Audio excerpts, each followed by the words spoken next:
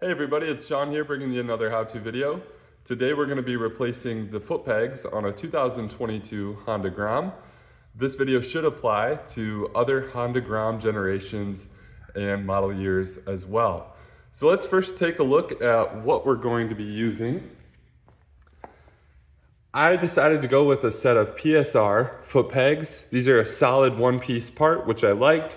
They also have this tapered bottom edge, which gives a little better ground clearance when cornering, and that's actually why I'm replacing my foot pegs. You can see with the stock foot peg, pretty bulky, very large part that doesn't give a lot of ground clearance when cornering, but I'm not ready yet to replace the full rear set, and I also do need the stock exhaust hanger bolt for my Akrapovic full exhaust. So I decided to start with giving some aftermarket foot pegs a try and see how much ground clearance that will give me, as I do plan to race this Grom in mini moto racing through a local club series. So I'll show you the PSR part number that I decided to go with, but keep in mind you can go with a variety of different aftermarket companies. And as a quick point of reference, a lot of Honda foot pegs are the same. Specifically, the Honda CBR series, like 600RR sport bikes, those foot pegs for many years are interchangeable with the Grom. So let's see what else we need. Good set of pliers will be helpful. I've got both needle nose and more traditional style pliers here. And then it never hurts to have backup cotter pins, as there is a small cotter pin on each side that we're gonna be removing. So let's first take a look at how we're gonna approach this. We are going to remove that cotter pin right here at the bottom of the foot peg.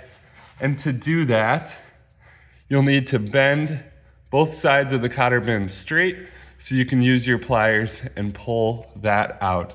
This is where it could be helpful to have a pick or something small, maybe a very small flat blade screwdriver, to help remove that cotter pin as well. So let's go ahead, bend those straight on both sides so we can pull that cotter pin out. Okay, here's a good look of the cotter pin as I straightened it out with my needle nose pliers.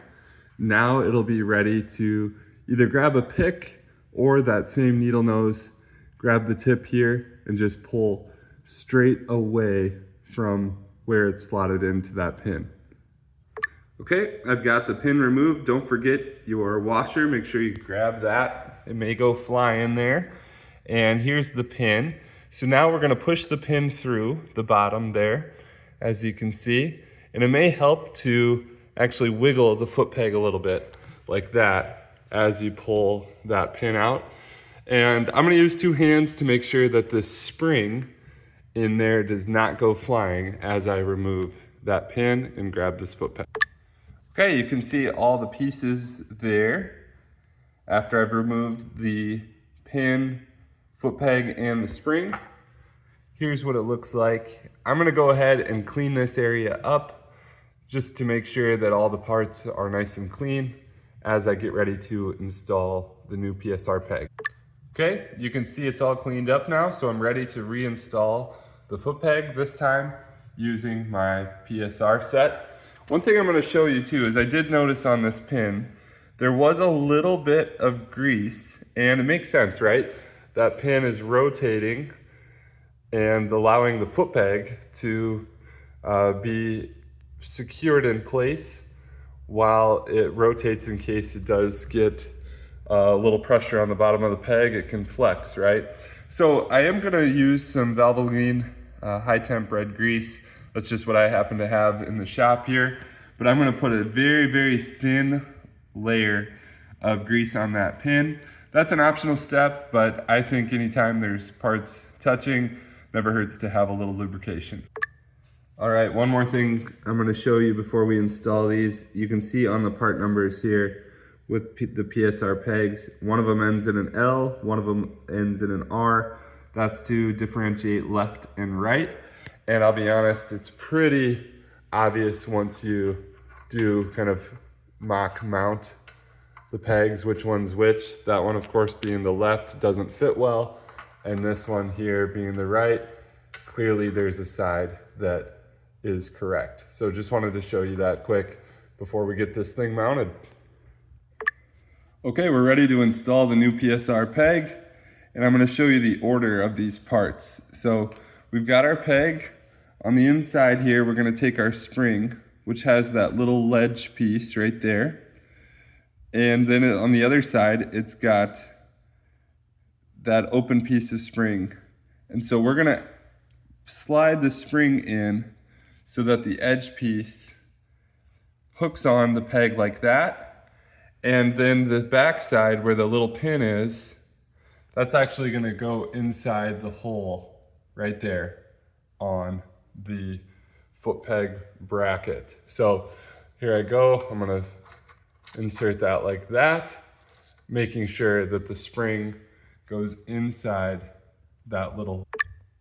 There's a close-up look with the new peg installed and how the spring orientation is. I found it was easiest to actually have the peg lifted up, push inward to keep tension on that spring, and then with my other free hand, I was able to slide in the peg like that. And now we're ready to install the